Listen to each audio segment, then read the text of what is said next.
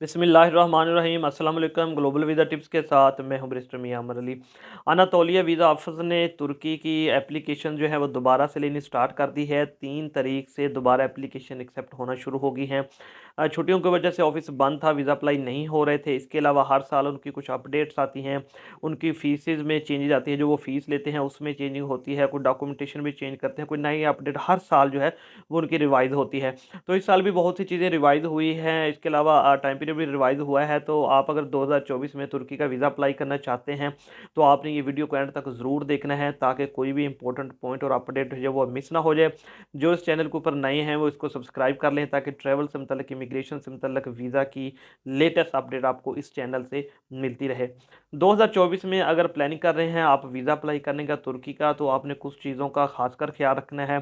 सबसे पहले तो मैं बताता चलूँ कि जो वीज़ा फ़ीस है तुर्की की ऑलरेडी ज़्यादा थी, जो हर साल रिवाइज़ होती है, लेकिन इस साल उन्होंने फ़ीस में कुछ ज़्यादा इजाफ़ा नहीं किया, सिर्फ 3000 रुपये का इजाफ़ा किया है, जो कि मैं समझता हूँ वो भी नहीं करना चाहिए था, क्योंकि ऑलरेडी उनकी फ़ीस जो थी वो 50+ थी।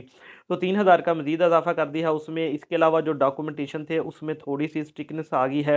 अब आपको मज़ीद जो है वो अपनी फैमिली टाइज़, बिज़नेस की टाइज़ मज़बूत दिखानी होगी, फिर ही आपको जो वीज़ा ग्रांट होगा।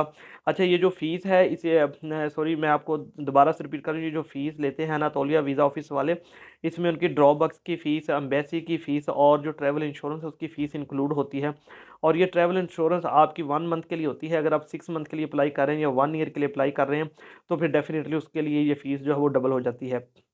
अच्छा जी, तो अब अगर आप वीज़ा 2024 में अप्लाई करना चाहते हैं तो आपको कुछ चीज़ें इम्प्रूव करनी पड़ेंगी, ख़ासकर अपनी बैंक स्टेटमेंट। अगर आपकी बिज़नेस की बैंक स्टेटमेंट है तो ये चीज़ याद रखें कि उसमें जो आपकी ट्रांज़ैक्शंस हैं उसके अंदर गैप ना आए। हर 2-3 दिन बाद कोई ना कोई ट्रांज़ैक्शंस होती रहे, ताकि पता चलता रहे कि बिज़नेस में स्टेबिलिटी है। इसके अलावा जो आपका बैलेंस था, पहले हम 4, 5 या 6 लाख के ऊपर भी तुर्की का वीज़ा अप्लाई कर लेते थे, लेकिन अब अगर आप टूरिस्ट वीज़ा अप्लाई करना चाह रहे हैं 2024 में, तो आपने अपना जो बैंक का क्लोजिंग बैलेंस है उसको ज़्यादा दिखाना है। कम से कम भी वो है जो 8 लाख से प्लस हो, 10 लाख हो, तो आपको वीज़ा मिलना जो है वो बहुत ज़्यादा आसान हो जाएगा। इसके अलावा कुछ लोग जो गलती करते हैं वो ये कि जब वो अपना एफआरसी लगाते हैं तो वो अपने बहन भाइयों के साथ, वालिदैन के साथ लगाते हैं। लेकिन अगर आप शादीशुदा हैं तो फिर आप याद रखिए, फिर आपको अपने बच्चों के साथ, बीवी बच्चों के साथ वाला एफआरसी लगाना चाहिए। और अगर न्यूली मैरिड हैं तो फिर आपको एफआरसी लगाना चाहिए। इसके बाद अगर आप नेक्स्ट बात करें एनटीएन की, तो एनटीएन अब बहुत ज़रूरी हो गया है। अगर आपका बिज़नेस करते हैं और बिज़नेस रजिस्टर्ड है तो उसकी रजिस्ट्रेशन लगाएं, एनटीएन लगाएं, टैक्स रिटर्नें लगाएं, तो आपके वीज़ा ग्रांट होने के चांसेस ज़्यादा हैं। जो लोग जॉब करते हैं उनके लिए एनओसी, कॉम्प्रिका एम्प्लॉयमेंट लेटर बहुत ज़रूरी है। अगर वो ये चीज़ें लगाएंगे, साथ में सैलरी स्लिप लगाएंगे, तो तभी उनका वीज़ा टर्की से जो ग्रांट होगा। इसके अलावा जो फ्रीलांसिंग करते हैं वो अक्सर मुझसे सवाल पूछते हैं कि सर हमारे लिए कौन सी चीज़ें चाहिए। तो उनके लिए वो जिस प्लेटफॉर्म के ऊपर फ्रीलांसिंग कर रहे हैं, वो आप एक स्टाम्प के ऊपर ये चीज़ें लिखेंगे कि हम फ़लाँ प्लेटफॉर्म के ऊपर फ्रीलांसिंग कर रहे हैं, और हमारी ये स्लिपें हैं जिस जिस अकाउंट से उनको पेमेंट आती है, जहाँ जहाँ से वो पेमेंट रिसीव करते हैं पाकिस्तान के बैंक अकाउंट में करते हैं, तो वो भी उनको साथ लगानी होगी, फिर ही वो उनका एक्सेप्टेबल होगा।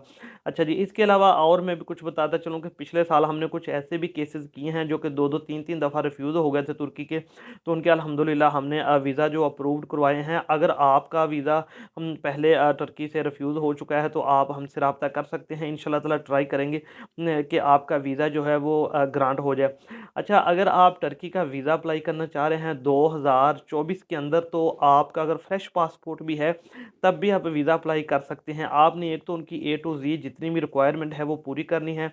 मैं ऑलरेडी जो है चेक लिस्ट जो है वो उसका लिंक मैंने निकाल के रखा हुआ है।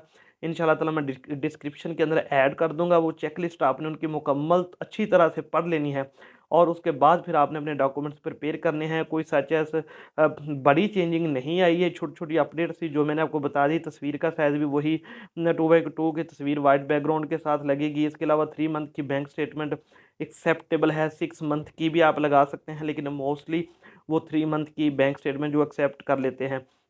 आपने जो डॉक्यूमेंट्स प्रिपेयर करने हैं उसमें आपका कवर लेटर आएगा, साथ में आपकी होटल की बुकिंग आएगी, एयरलाइन की टिकट होगी, और एक अच्छा सा ट्रैवल प्लान होगा कि आप टर्की किस लिए जा रहे हैं, कितने दिन के लिए जा रहे हैं, और आपके पास इनफ फंड मौजूद होने चाहिए अपने इस ट्रिप को कवर करने के लिए। ऐसा ना हो कि आपने जो है वो बस गैर ज़रूरी चीज़ें उसमें ऐड कर दें ताकि वीज़ा ऑफ़िसर जो है वो कन्फ्यूज़ हो और आपका वीज़ा जो वो ग्रांट ना हो सके।